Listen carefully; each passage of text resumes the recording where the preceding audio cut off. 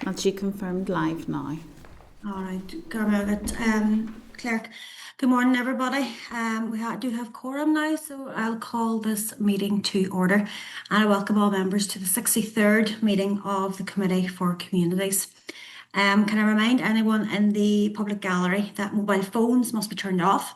Mobile tablet devices can, however, be used through a Wi-Fi connection, and all devices should be muted. Password details are available in the gallery for anyone wanting to connect to the Assembly's Wi-Fi network, but no recordings or photographs are to be taken. May I remind members about the protocols regarding the use of electronic devices. Switch all mobile devices to airplane mode and activate Wi-Fi connection. Please also use tablet devices discreetly and in a way which does not interfere with proceedings, and be aware of the cameras when using the tablet device. I'd also like to remind you once again about the sensitivity of microphones. And for any other members like myself joining in via Zoom today, can I ask that you're mindful of whether the camera on your device is able to pick up any other people who may not wish to be seen in the background, or you can blur your background either. So thank you. So we'll move on to agenda item 1, which is declarations of interest. I'd remind members of your responsibility to declare any interest in any of the items under discussion today. So does any member have any declarations of interest? Go ahead, Militia, and then Kelly. Just a member for charity, Conor Nagale, and of Conor Nagale, the charity chairman of Niskel and Cherrie. Okay, August Kelly. Just to confirm that I'm a member of the deaf community. I've been learning that. Rowan Kelly, thank you. Okay. Nicola, we have Pam and Morris just joined the meeting too. Great, okay. We're just going through declarations of interest. Pam and Morris, if you have anything to declare. Morris, we probably have yours on record anyway, but... Yeah, football just. General football. Have you any declarations? Are you okay for this meeting? Okay, I think I have standing one, haven't I? Yeah. Yeah, that's grand, thank you. Okay, so we'll move on to agenda item 2, which is apologies. Clerk, have you received any apologies? Palm Gildernew, Chair. All okay, and everyone else is here? Great, thank you. Okay, so agenda item 3 is chairperson's business. To just remind members that there is an informal meeting after today's committee with members of the Westminster Social Security Advisory Committee in room 115 in Parliament Buildings. So this starts immediately after our meeting at 1 p.m. and should last around an hour with a light lunch provided. So your attendance, if possible, would be really appreciated. I think there was a message sent around during the week, so hopefully somebody will be able to attend. Apologies, just record apologies. I had to go to the Justice Committee and Okay. I need to do a bit of reading. Yeah. So, Fair enough, Morris, that's grand. apologies. Okay, thank you. And just for other items in chairperson's business, I know there was a couple of ministerial statements this week in the Assembly. I know they're also mentioned there in table papers and correspondence, so maybe we could talk about them then, but if anyone wants to raise them now, it's about the funding for social housing and then the liquor licensing. He's happy to wait until correspondence to discuss that. Yeah. Okay, that's great, thank you. Right, on to agenda item 4 then is draft minutes. So the draft minutes from the meeting of the 13th of November are at page 7. Do members have any amendments to these minutes, or are you happy enough for us to agree as drafted? Agreed. Okay, thank you. Okay, so we'll move on to agenda item number 5, which is matters arising. So you've been provided with a summary table there of matters arising at page 20 of your main pack. Let me just bring mine up. And we'll draw out as usual. We'll take it in chunks. So we'll start off. If any of you have any comments or issues to raise from items 5.2 to 5.4. You can do that now. I'm just going to say that item 5.2 is a response to the committee's request to the department on the forecast outturn over planning position and the October monitoring round and budgetary pressures. And department officials will be in attendance next week to brief the committee on the financial position of that there. So we'll get more information then. I'm sure you're all happy enough with that. And then 5.3 is response from ARDS and North Down Borough Council in relation to the anti-poverty strategy. I know we received a few of these last week as well, and we agreed that we'd wait until we received all responses before making our next step. So are you content with that there, 5.3? Yeah. Yep. Yeah. Great, thank you. Okay, let's see. Lisa has a hand up 5.4. and Kelly. Okay, yeah, go ahead, Militia, 5.4. 5.4, just as worth outlining, we have continued concerns relating to the groups who lose out on funding or have commitments, and we had hoped, as outlined in the Treasury response, that devolution impacts are considered as part of the budget decision-making process itself. Sorry, I should have just said in item 5.4 that the correspondence is marked official sensitive there from the Treasury, so just everyone be mindful of that there, please, when discussing it. Kelly, go on ahead if you want to talk Yeah, on I that just, point.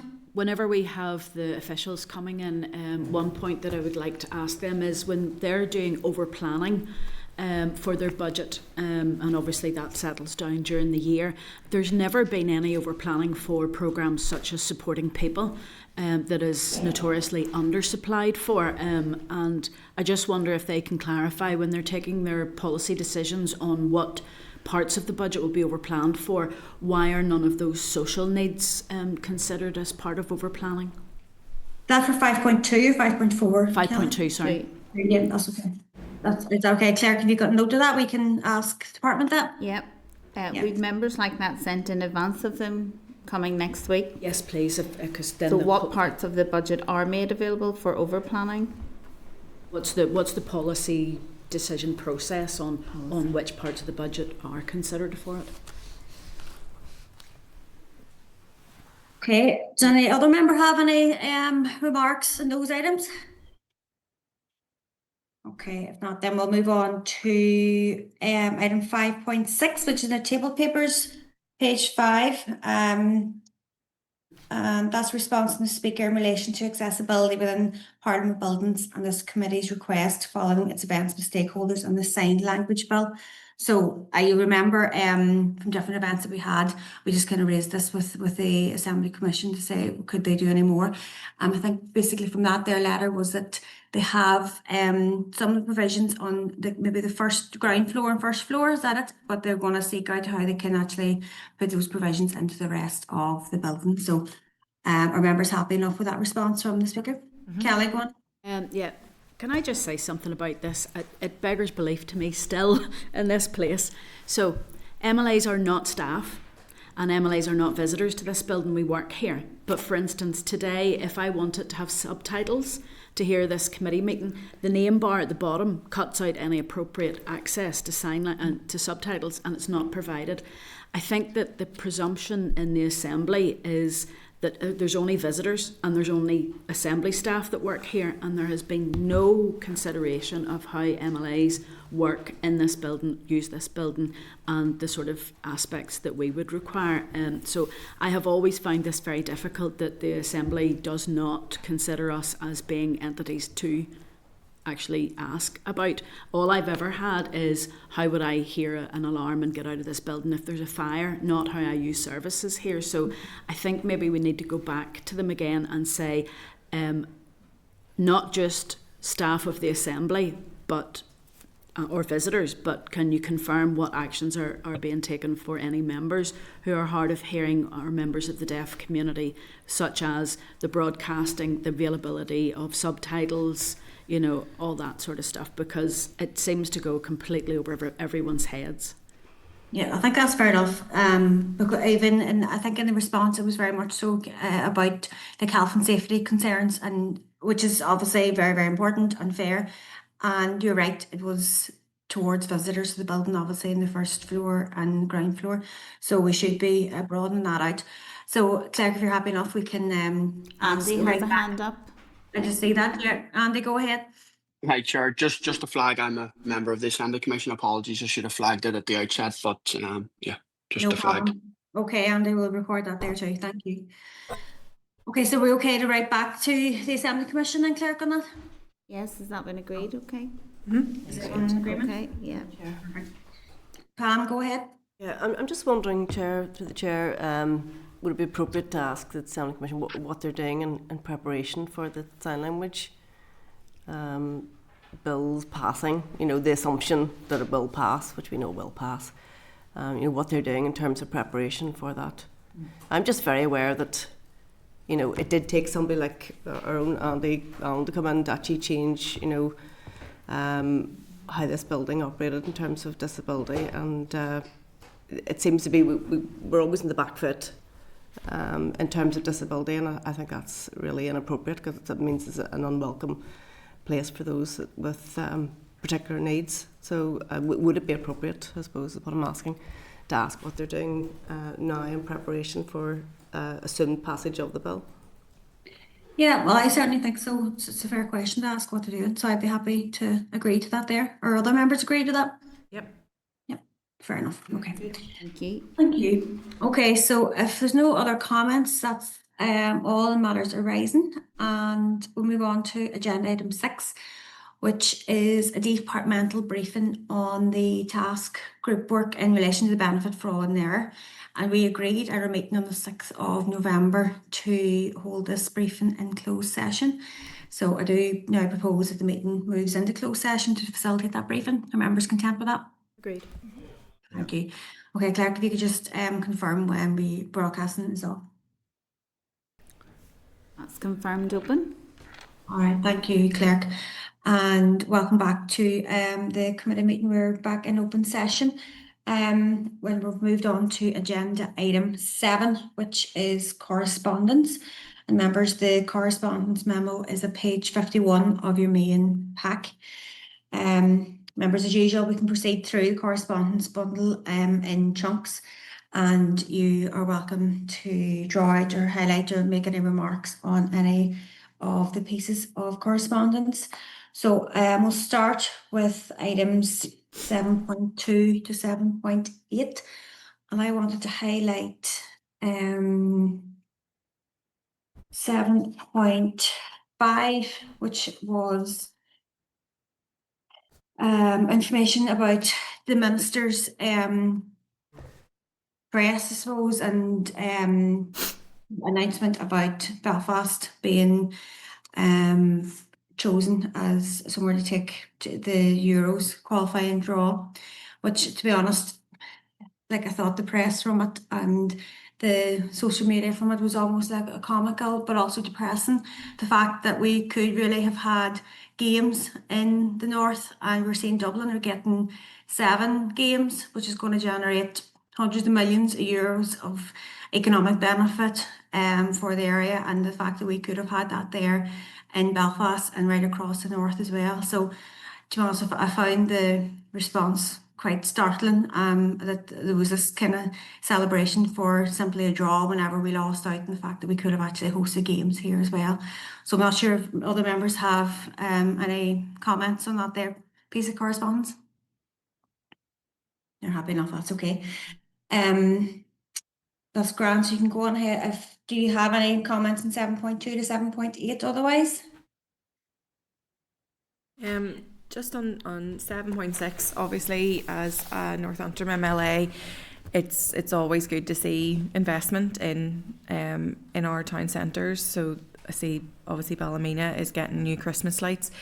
That is under, as I believe, a regeneration fund, I think, for councils, but it would just be good to get a wee bit more information in terms of, is this a fund that has been widely circulated to other councils? Has any other council taken a stock on it? Committee agreed to ask a question at the end of last week's meeting in AOB, so a letter is drafted.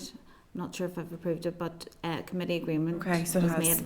Yeah, would the fund be made available to all other council areas, and what publication or communication had gone out about the fund? Thank you.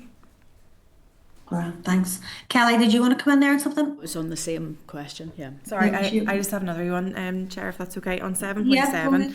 the Forum on the EU-UK Cultural and Media Relations Policy Recommendations, just with the committee's indulgence, Chair, if it would be okay. As the chair of the all-party group for the arts, I have written to the organisation to get a bit more information in terms of some of their policy recommendations.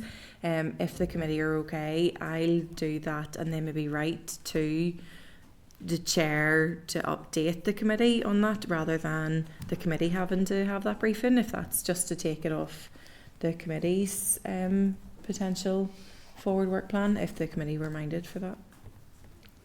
Okay, just on that same issue, I know there was an announcement this week about the Cherrie Arnold funding of 35 million towards the arts sector here in the north, which is fantastic that we be receiving that there and really, really welcome.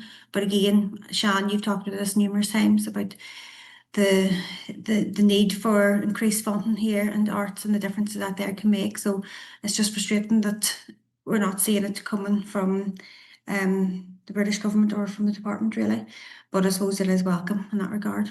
But that's okay with your proposal too, Shan. Thank you. Morris has Pardon? indicated, Chair. Chair, I'll be brief. It's just to make reference to 7.13 and the Open Championship in Portrush was a major success, generated millions for the local economy, and not only that, it was better run this year than it had been the previous time it was there, and I look forward to it returning to Northern Ireland once again. Just to make reference that it was very, very successful. Thank you, Morris. I hadn't quite reached that, but that's fine. Thank you, that's noted. So if nobody has any comments up to 7.8, we'll go from 7.9 to 7.13. I see there, Clerk, there's a note from in 7.11 from the Equality Commission, but that's not in response to our letter last week. That was kind of in response to the discussions we've had, but it's just to make people aware that the report is available. The Equality Commission had made that report available on the boxing issue. Yeah. Okay. Any other comments on item 7.9 to 7.13? No. Thank you. And then in table papers, members, page 16, you've got more correspondence. This is what we talked about in Chairperson's business too, about the two statements that went through the Assembly earlier this week. So 7.18 to 7.20 refer to liquor licensing, and they include a ministerial statement, the departmental response to independent review, and an item from the Assembly's media clippings. And as you'll be aware, the Minister delivered a statement during plenary on Tuesday. Does any member have any further comments to make on this here? Kelly has a hand raised. Yeah, Kelly, go ahead then, Alicia. I was involved with the liquor licensing that went through in the last mandate, and one of the items that we didn't cover within that license or within that review was the surrender principle. I am very aware that there are a number of organisations, small breweries, the University of Stirling and others who have raised now concerns that the Minister is not considering looking at the surrender principle under recommendation 14, 15 and 16, especially 15 where they talked about a buyback. There's a number of publicans, licence holders that are extremely concerned that this isn't even being thought about. We do have an issue with the number of pub licences being sold to off licences, and there doesn't seem to be any control over that. So I'm very surprised that there isn't any review happening. I know that the University of Stirling, had provided us with significant evidence during the liquor licensing, and this is an additional piece of review that the Minister has certainly asked for. But I don't know how to go forward with this. If the Minister says he's not doing it, he's not doing that. But there is an issue about our licensing regime within Northern Ireland. It's extremely unfair. And while some would say it limits alcohol consumption because it limits the number of licences, there are others who are saying it's very unfair for licence holders and people who want to get licences. So I don't know how to do this forward. Maybe we can ask for the rationale from the department as to why they're not reviewing the surrender principle. It just seems to have been set aside completely. I appreciate that Hospitality Ulster may well have provided information to the Minister, and he confirmed in the Chamber that he had spoken only to them. But there are many others out there who have concerns about this, and I think as a committee we need to be over the detail of all of them. So it's to ask why, what was it, the information that he was provided, that he decided not to review when the recommendation was so strong to review it? Yeah, no, I must agree with you there, Kelly. I find the odd that they wouldn't even, never mind make that change, but just look at it and consider it, you know. And it kind of makes me think the same as, like, what is the point in having these reviews or these co-design groups and to receive these recommendations and then to simply ignore them? So I definitely think it's worth us probing further, and maybe we can actually ask the officials to attend committee as well to find out that rationale. We have rules about lobbying, and I just would like to know exactly how many meetings were held and what that was about, because I am aware of a number of members of Hospitality Ulster who are not happy with the surrender principle not being reviewed. So it would be good to get input as to what the evidence has been that is encouraging the Minister and the Department not to review. I think that's fair. Militia and then Mark. Just exactly on the same point, Chair, that in relation to the surrender principle and living in a rural community, rural towns and villages, in many respects, in terms of, we'll say, licensed premises, they're closing down right, left and centre, and that in closing down, that there's an opportunity even then for another person to come forward, we'll say, to involve themselves in the same business, the same type of business, because of the surrender principle in the first instance. And it is a case, just as Kelly had mentioned there, that they've been brought up by the multinationals in many respects as an additional licence within big stores and the likes of it. But the rural communities are severely being impacted as a result of this. And I do think that we should have a briefing from the department in relation to it, how it is that they've come to this conclusion, or that has allowed the Minister to come to this conclusion, where effectively that he's ignored all recommendations and that he isn't going to implement, we'll say, what we would have thought would have been substantial reform in relation to the whole licensing laws here in the north of Ireland. Yeah, they even just at least consider it. But no, I think that's fair enough, Militia. Mark, go ahead, little. Thanks, Chair. Not happy enough with those proposals to get more information and evidence on the Minister's decision-making process there, but also just to declare an interest in terms of the licensed premises and the family. Okay, that's grand. That's fine then. Let me see. Can I just check we're writing to the Minister and requesting a briefing in terms of the information and evidence used, the rationale and the decision making to not review the surrender principle, and any evidence and meetings? Yes. Aye. Okay, got that. And maybe the list of different stakeholders that they'd discuss this with. Okay. Great. Okay, for Margaret. Right, so that's the end of correspondence, if all members are happy. Yeah. Mm-hmm. Okay. All right, so as I said before, our next 4 agenda items contain briefings from legal advisors and then bill deliberations on clauses 4 and 5 of the sign language bill. So again, we're going to move back into closed session if everyone's happy and agreed to do that there. Agreed. Thank you. You can let me know, Claire, when we're in closed. Has she confirmed open? Thank you, Clerk. Okay, you're welcome back to the Communities Committee. We're resuming now in open session at agenda item number 12, which is SL1, State Pension Debits and Credits Revaluation Order for 2025. So members, a copy of this SL1 is at page 651 of the main pack. The proposed rule provides for the revaluation of new state scheme pension debits and credits so that their value is maintained in line with increases in the general level of prices from the date they are created until the individual reaches state pension age.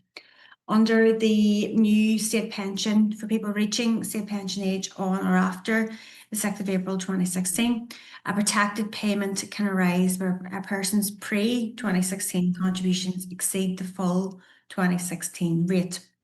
Debits and matching credits may be recorded against that protected payment in certain circumstances, for example, following pension sharing.